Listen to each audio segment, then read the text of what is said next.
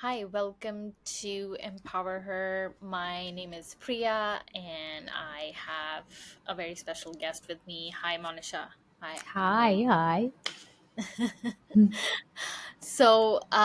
Monisha here, I reached out to her because I had gone through her profile and we had connected on LinkedIn, and I was just really intrigued by the kind of work that you're doing, Mm-hmm. your podcast with immigrants, and also just overall your career as well. Mm-hmm.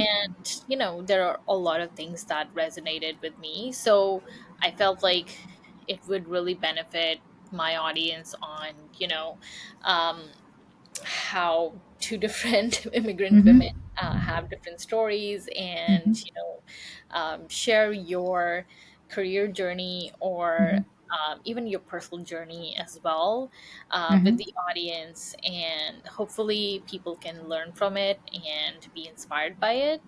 Why don't you start off with like a quick introduction about yourself?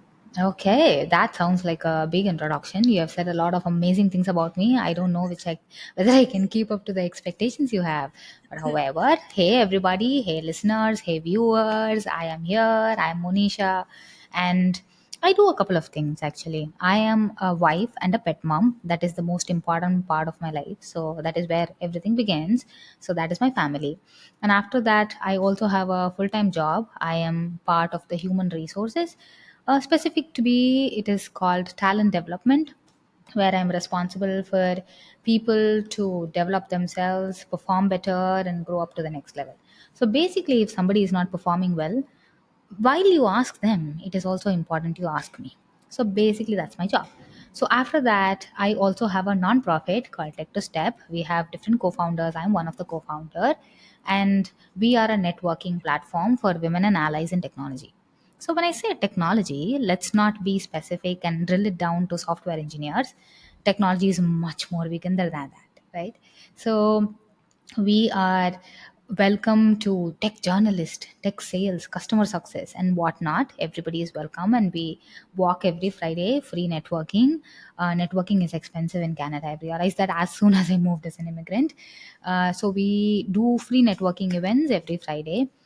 You can follow me on LinkedIn and stalk me a little bit to learn more. And I also have a podcast, my fellow podcaster Priya here, like she mentioned it.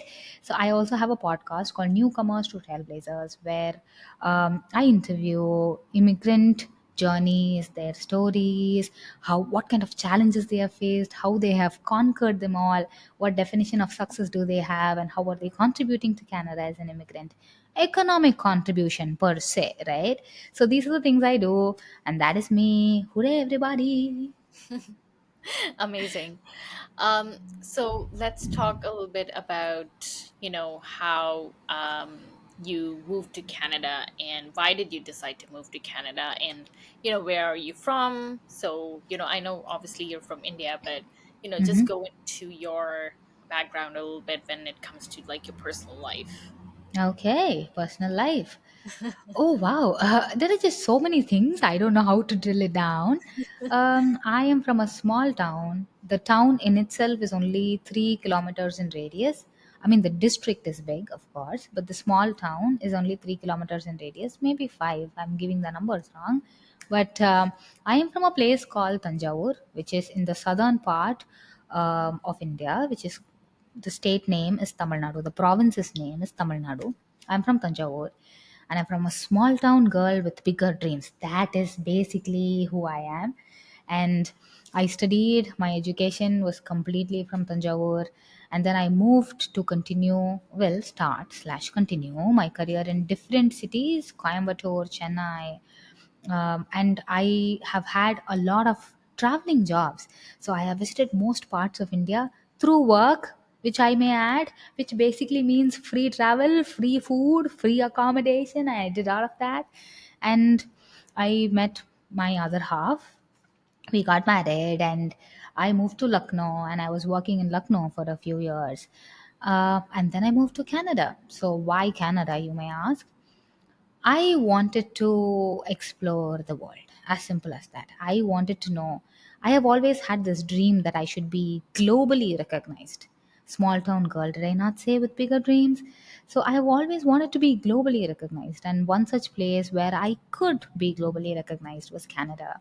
And I thought, let me give it a try. What is the worst that could happen? So that's how I moved to Canada. So, Amazing. Yeah, yeah. And yeah, I mean, hats off to people, especially from small towns, who have bigger dreams, because it's not easy. Obviously, we all have different journeys, but I know that it can be definitely challenging for a lot of people just mhm. to move to another country. So it's obviously not that easy. You're moving from one place to completely a different place with different people, different cultures. So it's definitely very challenging and Yes. full of struggles. So is there any specific challenge or struggle that you faced when you moved Okay. to Canada? Thank you for that question. Basically, I would love to answer, and there are so many things I still don't understand. The most simplest of things when I moved to Canada, right? And I still don't know how to do it is order coffee in Starbucks. Like I don't know. Like I cannot order coffee anywhere. Like be it Tim Hortons or Starbucks. I still don't know how to order. So every time I go inside, I'll just order some refresher or something that's already bottled and kept over there. I'm like that. Thank you. That's how I'll be. The Yeah. first experience when I moved to Canada was people don't share food. That Hmm. was my first experience. And I remember one of my friends who used to live in Punjab came the day we landed, and he was very helpful. And he took us out for dinner. A new immigrant experience, right?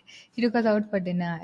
And then he said, "Oh, we can take it back home. We can just put it in takeout boxes." So, takeout box was the first Canadian experience for me. For us, back in India, we order how much ever we eat, and we order more and we eat again. We just don't take it home. We just finish it off, lick the plates off, right? Hmm. But takeout box was something that's very simple that happened. And then I am a chai person, I'm not a coffee person. I still don't drink coffee. And every time a decision fatigue hits you in the simplest of things, when I go to Starbucks, I'm like, no, I don't know, man, I can't do this. Yeah, And yeah, yeah. I totally relate with that. There have been a couple of times, especially in the beginning, where I have literally just gone to the cashier and I've said, just give me what your favorite drink is. oh, I know, right? I was just I like, am like, what's they your look favorite at drink? me, yeah. They Just look at me like, what is wrong with this person? yeah, yeah, Yeah, definitely. so that Yeah. was it. And something that I really believed in was I am a strong networking person. So I thought, hey, you know what? I'm a networking superstar. I'm gonna network. I'm gonna get a job in no time. Turns out Canada will be like, lady, you're dumb. You have to restart. I'm like, oh, okay, let me do that again. So the first thing that I did was reach out to people on LinkedIn. I was texting random strangers on LinkedIn saying, "Hey, I'm a new immigrant. I just wanted to network and connect." The beauty of it all was maybe 1% of population I texted to actually replied to me. And one such person was an immigrant herself. And that is where I understood the value of networking. Oh, these people go out for a coffee, first they chat and they understand each other. They actually want to build a real time, deep conversational relationship. And only then, maybe I'll think about referring you to the next job. So that is how it works, right? So it took me some time to analyze that. It took me some time to settle down. So every new immigrant that they come in, I tell them, go to every networking event you can possibly think of. And if it is free, please go there. If it is free food, please go there. Don't miss it. Or if it is expensive, just volunteer with them and it comes with free food. Again. So go there. So that is something that it took me some time to understand. And I don't know if you noticed it. I was one of the clients for Career Path of ISS of BC. And when I joined Career Paths, they sponsored me for my certification, relevant certification, that experience that I come with was learning and development, HR, training and development, amongst others. And they sponsored my certification, which is called CTDP. And I cleared that exam. I kept giving interviews and interviews. And back in India, something that I really loved was I would apply for a job and I would get that job. I always believed that I was capable to get a job immediately. Canada gives you the experience of, hey, you know what, you're going to struggle, but if you put in the effort, you're definitely going to grow. So that is something that I realized. Once ISS of BC sponsored my certification and all the job applications I had, I just randomly emailed them and said, hey, you know what, just to let you know, I also have completed this certification. I'm waiting on submitting the next level, but I've still completed it. The interviews that I already attended, some people got back to me and said, you know what, this is amazing. We are willing to hire you. And I got a couple of hours back to back. And as a new immigrant, it took me 3.5 to 4 months to land my first six-figure job. That's it. And that was something I was like, oh, this is possible. If it is possible for me, it is possible for every other immigrant who lands. And that was very amazing for me. And I realized, oh, so the work that you are trying to do, you have to think differently. And don't be the same click apply for jobs, and think differently, and you will be able to achieve what you achieve. And turns out ISS of BC considered my story a successful story, and they started publishing my photos. And I had my full banner of pictures in SkyTrain stations, Prince George, Metrotown Station, Burrard Station, and so many other places, which I still really grateful to the universe for giving me that opportunity and putting me in a place where I can utilize other people's skills and other people's experiences and add to my experience that developed me into the person that I am today. And turns out that moved into government of BC, and government of BC said this is a story that's worth telling. And April 2023, my journey of immigration was recorded. The whole journey of getting a job was recorded. It is available on YouTube. Maybe she'll put out a link in the description. Hmm. Hmm. I'm just boasting out here. however, however, that Definitely. happened, and so many people started reaching out to me saying, "Hey, this was a good story." So that's how my immigrant journey was. Amazing, amazing. So, how did you get into, talent development, as you said, or learning and development? What interested you in that field so much? I think ultimately, irrespective of whether whatever kind of job you do, ultimately it comes down to people. Be it a technical manager role or professional services role or anybody, it just comes down to people. The people should be able to have the capability to perform how they are performing. So that is something that has always intrigued me. And why specifically learning and development? Well, I come from a different educational background, which is biotechnology engineering. Duh. Never actually used that engineering degree per se.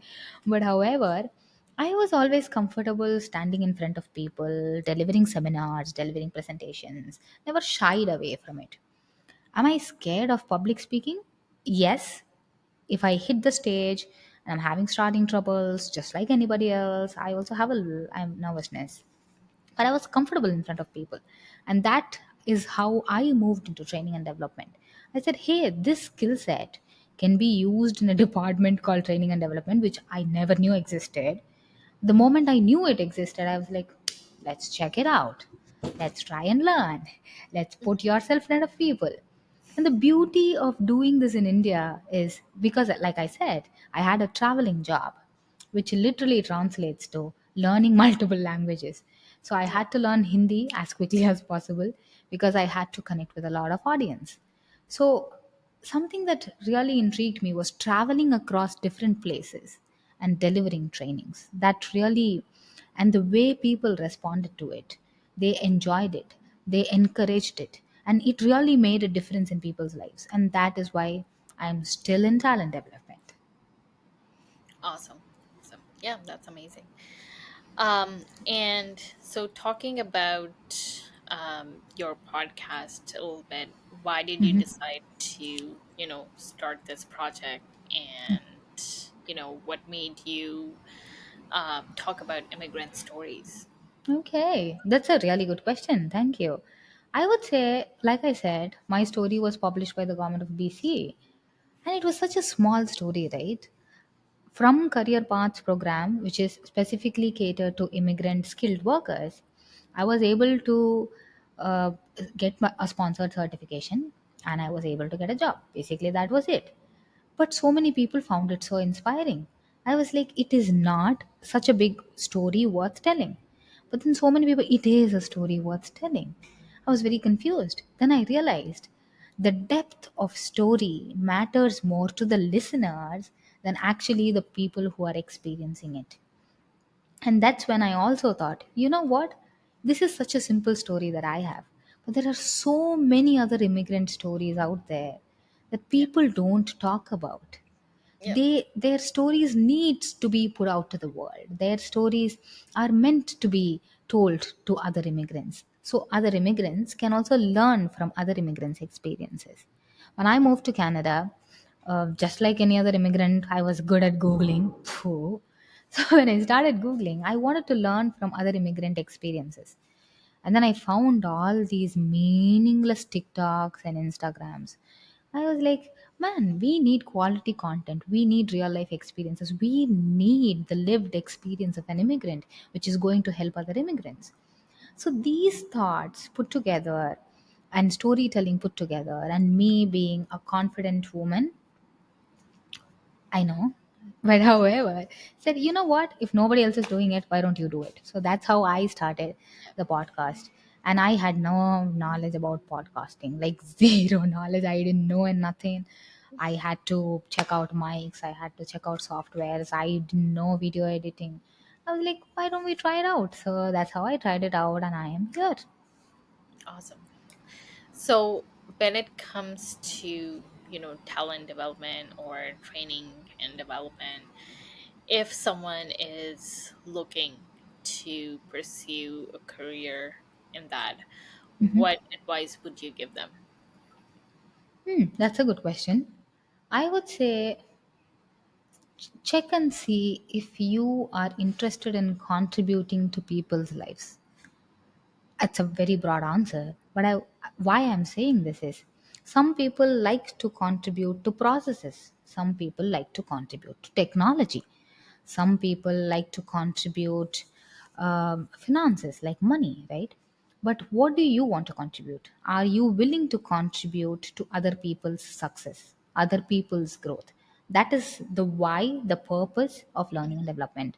I would start from there. Ask yourself that question. Are you Do you want to be the person who will be identified as someone who's responsible for other people's learning and growth and performance? When you answer yes, that's when you go to the next step. If you answer no, don't bother, because you're going to be bored. It is the Mhm. same work all over again. Yeah. And leadership is such a difficult tool to handle, and such an ocean. You might not even be one single drop in it. It is going to be challenging, and you will regret it. So I would rather say, if you understand this purpose, go ahead and do it. uh, Specifically, if I have to talk about certifications, credentialing, there are a lot of micro credentialing, there are a lot of macro credentialing available in Canada. One of the micro credentialing is from the Institute for Performance and Learning. In short, it is called I number 4 PL, I4PL, Institute for Performance and Learning. They have a couple of certifications called CTP, which is Certified Training Professional, and CTDP, which is Certified Training and Development Professional. There are some differences between the two. You can start with what's relevant to you, and that will always be helpful. So, Okay. for anybody to grow in career, three things are very important. One is credentialing, like I said. Second one is mentorship. Mhm. When you are trying to move into a specific field, try and find mentors who can support you in that journey. Mhm. If you are specific about self-identifying female mentor, or if you are not specific, so you have to identify which mentor works for you. And not all mentors will be the same. It is going to be a journey to figure out which one works for you. Mm, So find out mentors. And number three would be networking. So to network, there are multiple organizations. I4PL has its own networking events. Apart from that, there is also called BCODN, which is British Columbia Organizational Development Network, which you can register as a member. And they give you opportunities for a lot of trainings, a lot of learnings, a lot of sessions, or you can volunteer with them, you can organize their events. That will be a good opportunity for you to network with people who are in the organizational development space. So when I say organizational development, I mean learning and development, performance management, succession planning, culture building, value design, lot of things. But you will get a range of experiences through those networks. So three things again: credentialing, networking, and what did I say? What was the third one? I think it was credentialing, networking, and Mentoring. Okay. So I mentoring. would say three things again: credentialing, mentoring, and networking. That's it. Okay. Okay. Awesome. Um, so obviously you are really into networking and networking events and obviously all these other things. But um, since you spoke about mentorship, um, do you have a mentor or are you mentoring someone? Oh, many people actually. um, I'll tell you why. Because I do multiple things, I need mentors for multiple things. Mm, So for performance management, succession planning, I have a different mentor. For podcasting, I have a different mentor. mm, For YouTube, I have a different mentor. mm, For uh, my nonprofit, I have a different mentor. So I have different mentors, multiple mentors who are making significant contribution to my life. mm, And I yes, I also mentor a lot. mm, For me, especially new immigrants mm, and self-identifying female immigrants mm, and introverted immigrants, they matter the most to me. And mm. when I say, like you mentioned, I'm all about networking. So Yeah. I have made a point that when I go out to networking events, I bring at least one introverted immigrant person of color with me to go to that event, and I will introduce them to other people. So Mm, challenge with introverted immigrants is they they find it extremely difficult to talk to other people and mm, introduce themselves. So I want to be that bridge that fills the gap. I will bring at least one immigrant, even to my podcast recordings for that matter. It's a place where you're building networking, right? My guest could be a good way to build network. So when mm, I bring my intern, a social media intern, or the other intern, when I bring them together, I say, hey, this is the person I'm going to introduce you, learn how to talk. So that is something that boosts up the confidence for all mm, these immigrants. And I take constant efforts to do that. And apart from that, I also have a top mate page where so many people reach out and say, hey, Monisha, I need support with this and this and this. I'm happy to set up a call. I'm happy to give my whatever experience I have, my lived experience I have. It is a challenge. Being an immigrant is a challenge, no doubt there. But if you put in the work, you can always reap the benefits. yeah, yeah, definitely. Yeah, I'm glad that you spoke about especially focusing on, introverted immigrants or just introverted people. But yeah, because I don't think a lot of people will, put that effort in Mm-hmm. because usually people are, I would say, much more comfortable with extroverts. Yeah. And they're just like, I mean, that's okay that you're an introvert, but I'm just not gonna put that effort in. I don't have Mm. that time or energy.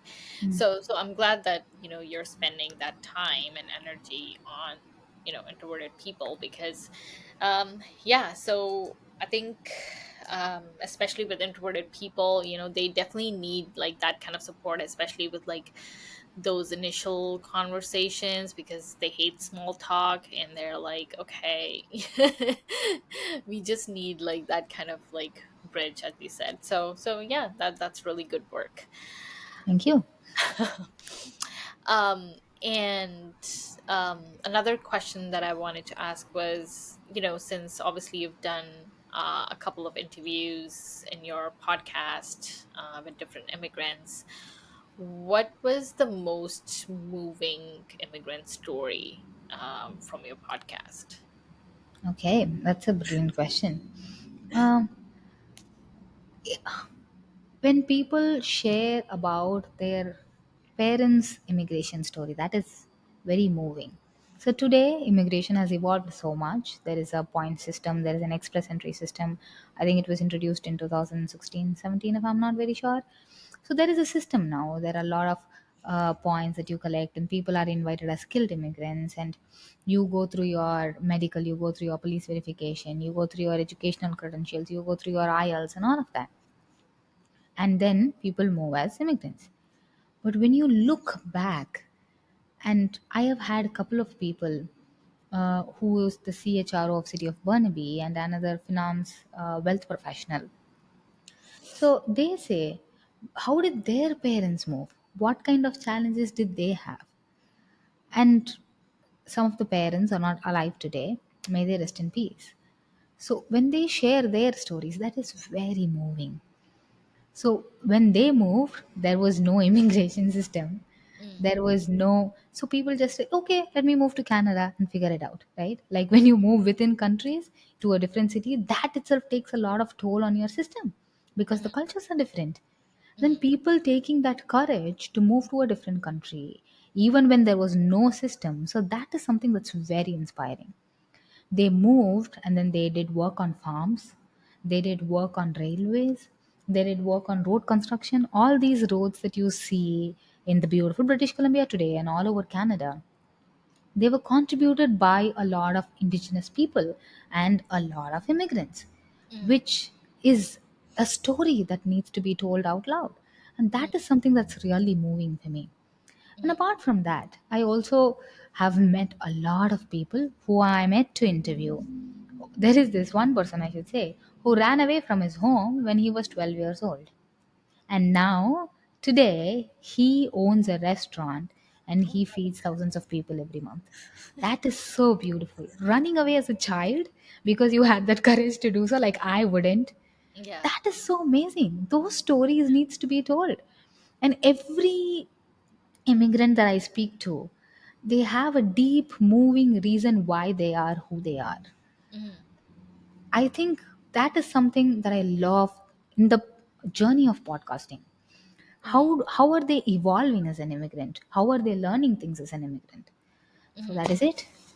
Yeah, yeah, that's amazing. Yeah, I mean that's the part of, podcasting where basically, you spend a lot of time just exploring and going into like the depths of that person and their decision and their choices, and who they are, and why they're doing what they're doing. And yeah, it's just really interesting to see. And I think it's also kind of in a way to do a little bit of like self reflection Yeah. as well, like even for you as a host, Yeah. but then Yeah. also for the other individual, who you're asking questions to. And sometimes you don't really think about, you make choices, you make decisions, and you never really think about, oh, like, why did I do that? I I know. so so yeah, that's that's amazing. Thank you. um yeah, but yeah, I'm glad that you decided to do that podcast, because I Thank definitely you. agree that these immigrant stories definitely need to be told, and in a way where I think it represents them in the way that they should be Yeah. represented, and it does justice to their stories and who they are, their growth. So yeah, it's definitely important that you know um those conversations are done in a way that you're doing. And I'm sure you'll grow and you'll also evolve as a podcast host, and you'll just become better and better. So will you. You will also evolve as a podcast host and you will become better and better and so amazing one day. Yeah, yeah, definitely. um One thing that I mean I've also learned being in Canada is the importance of mentorship, as you said. So if you are an immigrant who is listening to this, I will definitely recommend, getting a mentor, um, for, maybe your career, or maybe even for, just, how to navigate your journey here when you're coming to Canada, because a lot of people are actually willing to help, and Yes. because they resonate with, the struggles or challenges that you're facing. So they are actually willing to help you. So it's just a matter of asking for Mhm. that help, because I feel like a lot of people don't really, um, ask for help as Yeah. much as they should, because Mhm. they're like, oh, I mean, nobody has time, why would they help me, or things like that. But actually, that's what I discovered, that like people are actually really helpful, and nobody is gonna come to you offering help. Yeah. Maybe, some people will do that. If they do that, that's great, and you should definitely do that. But my point is that ask.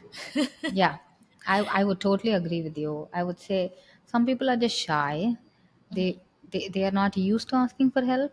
mhm. So something I would say is, if you don't ask, the answer is always no. Yeah. You have to ask for it. Mhm, And if an immigrant says they can't help, there are always people who they can refer you to, who mhm. can offer help. If you're not in a situation, you're so busy and you're so occupied with other, because life happens, right? So if Yeah. somebody is coming to me and life happens and I'm not very available for them, I Mhm, always refer them to somebody else who mhm. has the availability to help. That is Yeah. very important. And like you rightly said, asking for help is not a nature that is taught to us when we were children. Mhm, I strongly believe that the culture that I was at least brought up in, mhm, I was not taught to ask for help. I am like, do it by yourself, mhm, figure it out on your own, mhm, do whatever it takes. That's how I was given advice. Even in workplace, that's the advice I was given. mhm, It takes a toll on your mental health to mhm, actually reach out and ask for help. And once you know how to ask for help, that is mhm. going to be very helpful. And so many Yeah. people say, I don't know how. I Mhm, would say, take a 1 is to 5 ratio. Let's create a process. Take a 1 is to 5 ratio. Offer help 5 times and one person is going to give you back. When you ask for help, it should not be just getting and just extracting information. that yeah. is that is disrespectful to someone and Mhm, a lot of people. But what you can do is you can start giving first. mhm, Offer help at least 5 people, mhm. and one is going to give you back. So that is how it works. Yeah, I mean, yeah, that's the thing that, I like about Canada is, there is definitely a culture of, people definitely offering a lot of help. Mm. I feel like, I belong from New Delhi, Mm-hmm. and, it's a very fast-paced city, Sit, yeah. and nobody has time to even look at you. Yeah. Um, so yeah, asking for help, or even, Mm-hmm. expecting help from someone is not in my nature. Mm. So even the smallest things like here would surprise me, where, maybe I'm at the library, I'm struggling with like the printer or something, and someone walking by would be like, oh, do you need some help? And I'm like, what, why are you saying that to me? I don't need your help. And yeah, and that was like surprising, and like actually a cultural shock to me, because I was like, uh what, you're such a weirdo. Why are you I would offering? agree. I resonated with that. Why, I would yeah, yeah, agree. yeah. Why are you offering help to me like that? That is, yeah. So I mean, slowly I started to see that, oh, like, okay, people actually do that here. And then I also recognized that, okay, the first step was, okay, I'm gonna take help where I need it.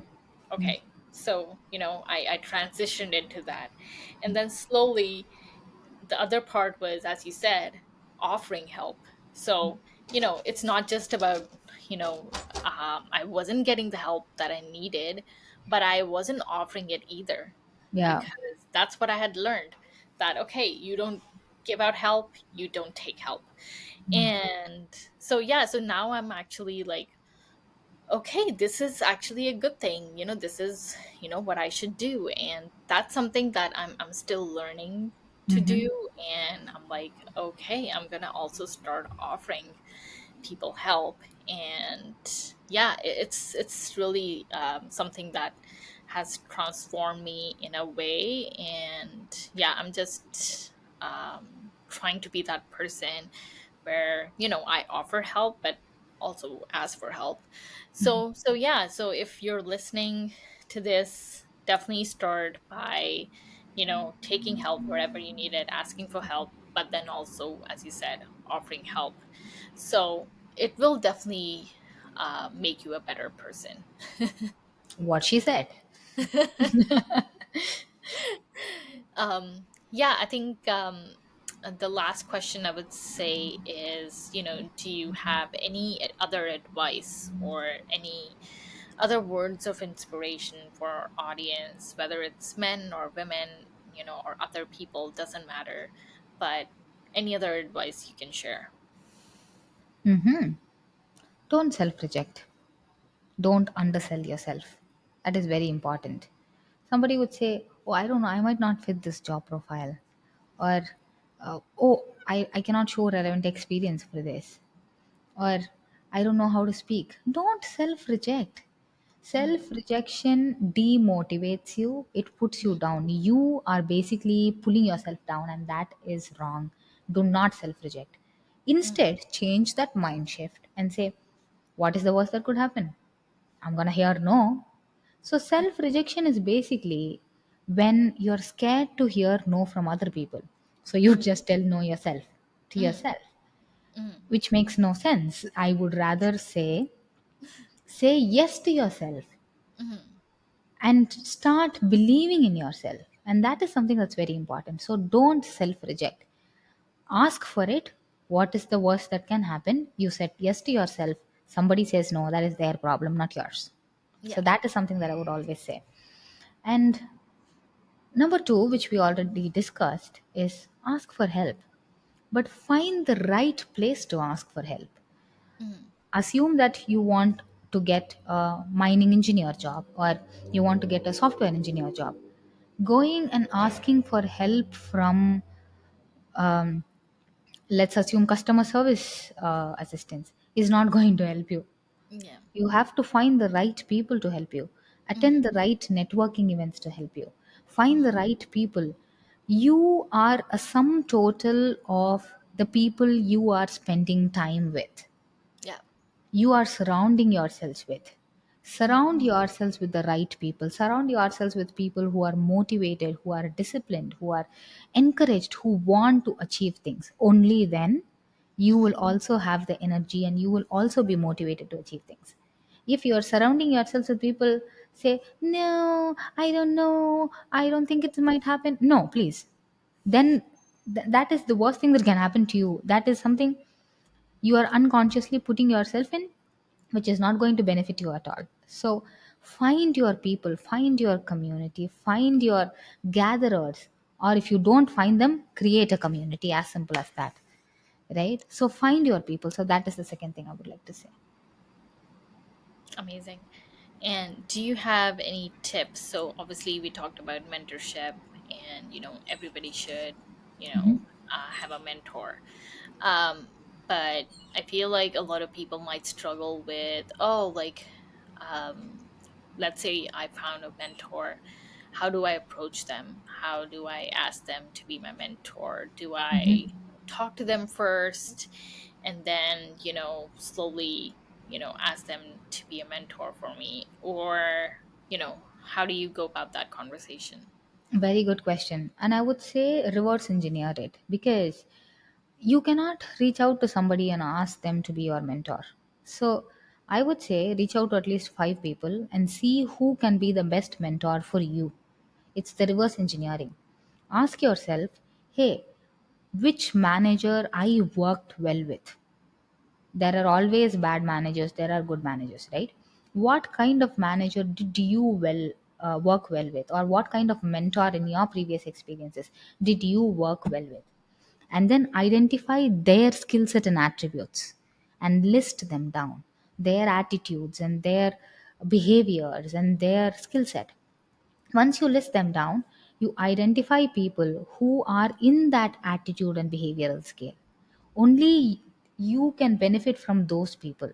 If you're going to ask mentorship from everybody, this is basically like putting your legs in the sea and then expecting to scoop out some river from it, right? It is not possible. It is not happening, mate. Let's Sorry, it's not happening.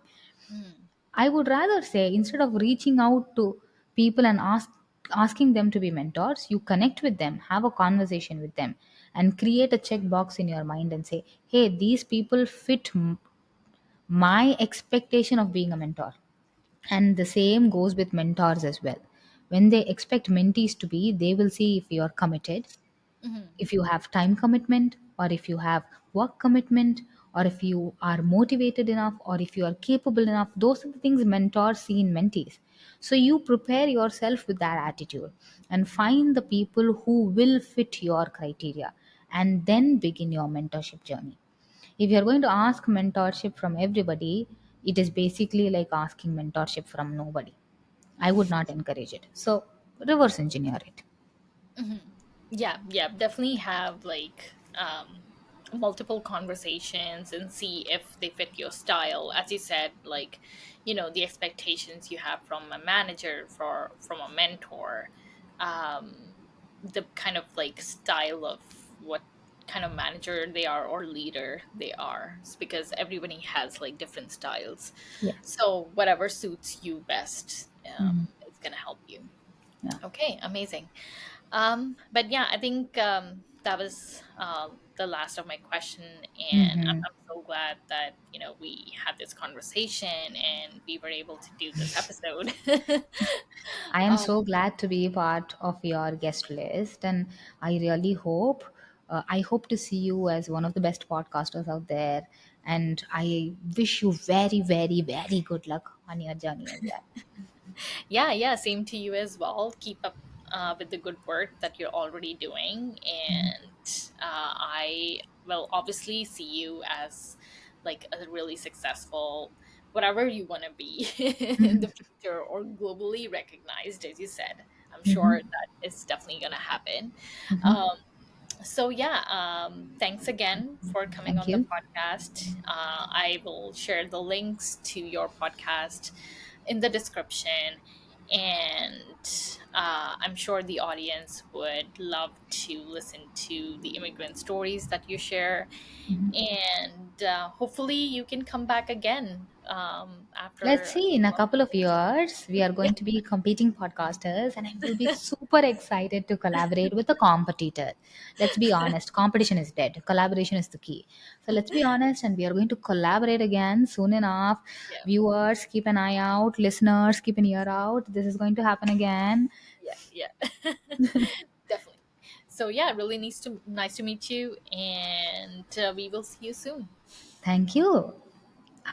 Have a wonderful day ahead. Yeah, Bye. bye. Bye, listeners. Bye, viewers.